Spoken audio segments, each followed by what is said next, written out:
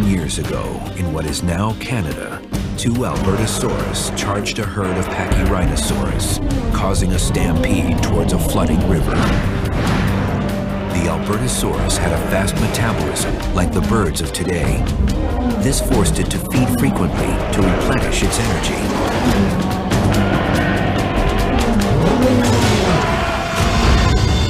Because of their lower center of gravity, dinosaurs like Pachyrhinosaurus would have been able to recover quickly from a fall.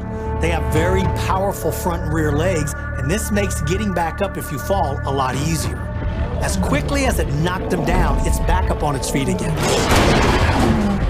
The Pachyrhinosaurus had legs as thick as a grown man's waist. They were also relatively dense, like the legs of an elephant, not as hollow as those of the Albertosaurus.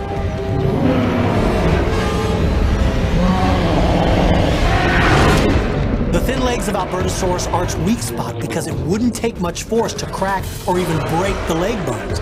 But because they're relatively thin, they're a smaller target.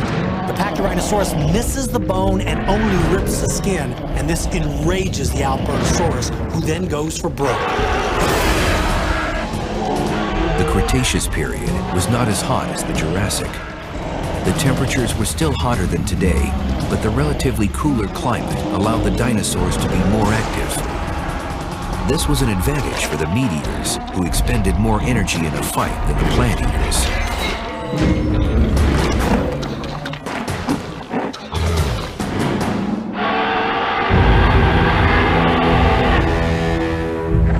The Albertosaurus also had a cavernous stomach.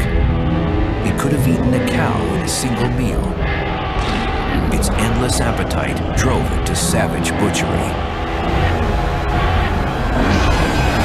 The Albertosaurus paces back and forth, pushing the herd into a tighter formation. From experience, it knows that if they're packed in too tight, then they'll lose their ability to move independently, and that's when he'll strike.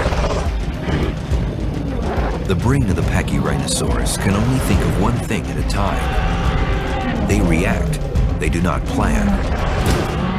If they're focused on an attacker, they're not attuned to their environment. One by one, the Pachyrhinosaurus are being pushed into the river as the herd moves back. Normally, these dinosaurs would be able to swim without any trouble, but now they're in panic mode, and it's every dinosaur for himself. In their struggle to get away from the Albertosaurus, they begin to drown each other. The Pachyrhinosaurus would swim like a dog, holding its head above water and paddling with its feet. This was impossible when they were too tightly packed together. The Albertosaurus was not a good swimmer. Its small arms were useless in the water, leaving it to rely on its two powerful legs. Even though the Albertosaurus is capable of swimming, there is no way it's going to get into a flooded river. But the side of the herd floating downstream is too much for him to ignore, so he heads off to follow the river and look for an opportunity to snatch one from the water.